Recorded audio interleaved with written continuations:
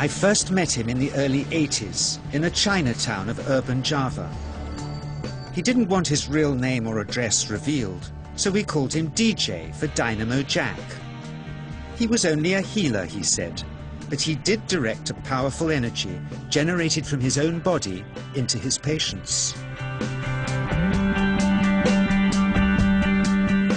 Sometimes he used the needles, sometimes just his hands.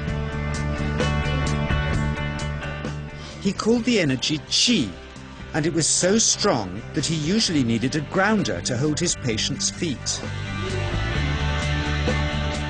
For years we followed him around Java on his healing rounds, pleading to be allowed to film him, but he always refused, saying his powers resulted from a type of meditation with an ancient tradition of secrecy.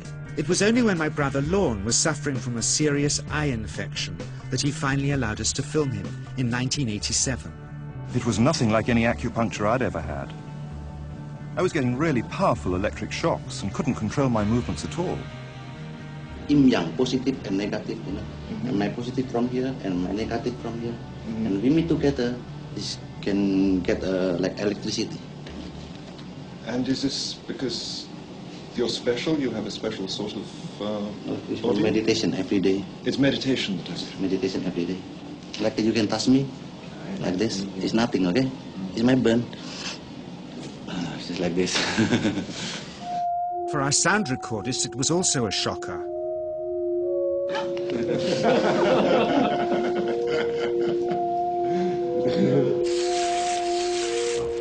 He then took our newspaper outside and showed us how Qi can also be used to set things on fire.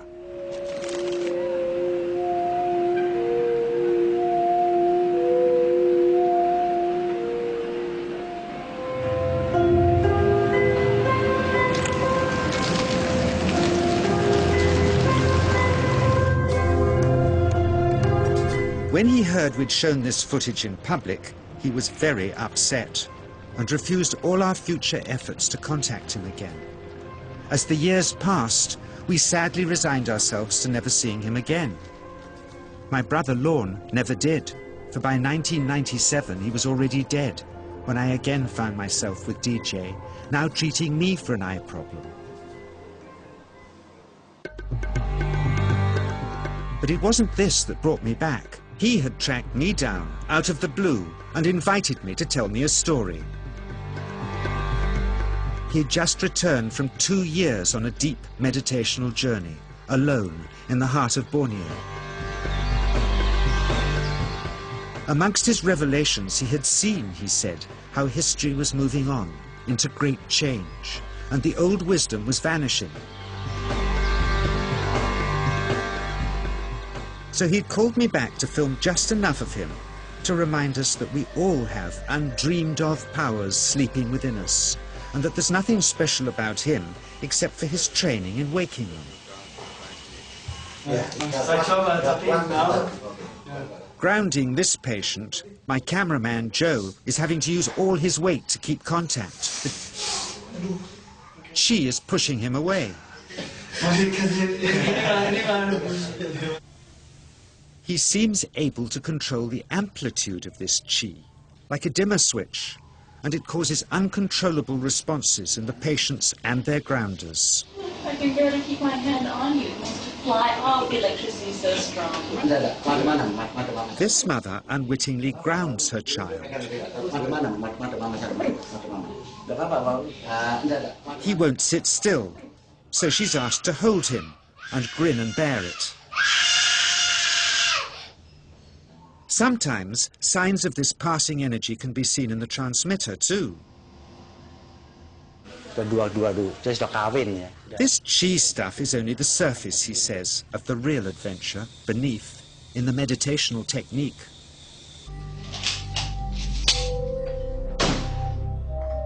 Projecting Qi from the palm of the hand can also be used to resist rifle pellets, he says.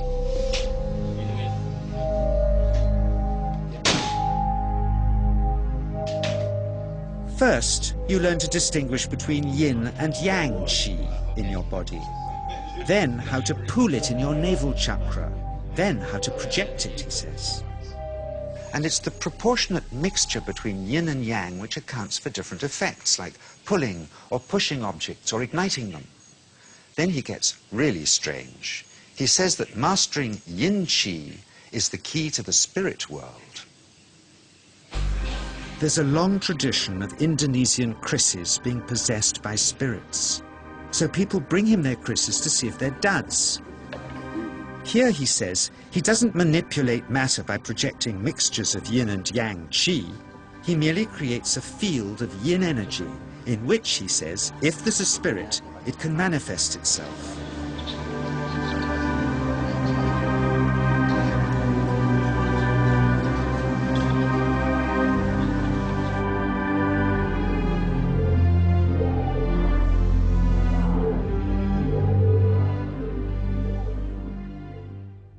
So I invited a small group of scientists back from the United States with measuring equipment to test if DJ was for real. And if so, where might this energy belong on the electromagnetic spectrum?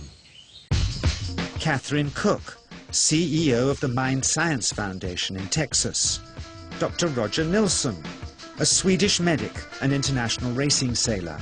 Dr. Greg Simpson, a physicist from New York's Albert Einstein University, and Andreas Polak, one of DJ's Australian students. The visitors are confident they'll uncover him as a fraud in no time. Greg is the first guinea pig, and he's uncomfortable about showing that he can feel anything at all. Dr. Roger doesn't know what to expect.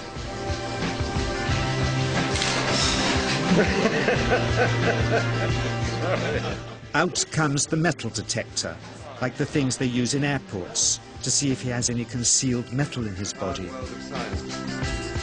Then the voltmeter, to try and measure the qi. But how to get it to work? Where's the ground? What settings? DJ suggests that as his negative is his perineum, and his positive is his navel chakra, perhaps that's where the electrode should be attached. He doesn't stand on his dignity. He's eager to help, but still no readings. They're getting shocks off his arm, and now they're on the right settings, but the needle still isn't moving.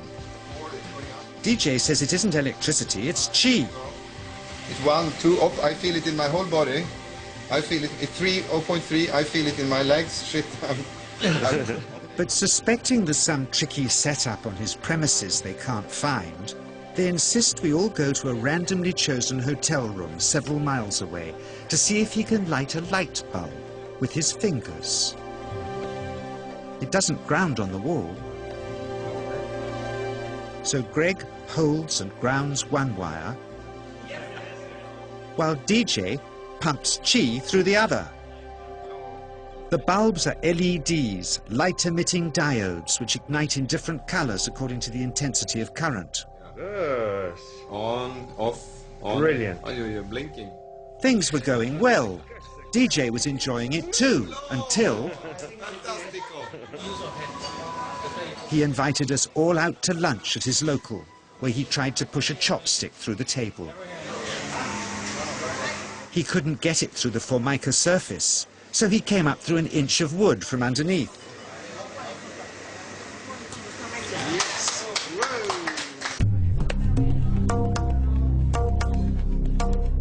Not only did he draw his own blood, but a chopstick splinter had caught Alison here between the eyes, drawing more.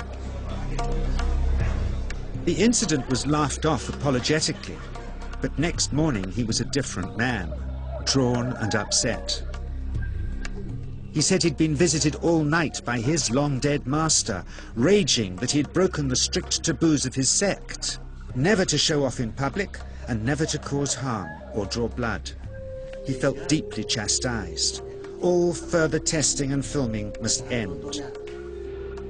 Never again would he submit to public scrutiny, nor accept any new students.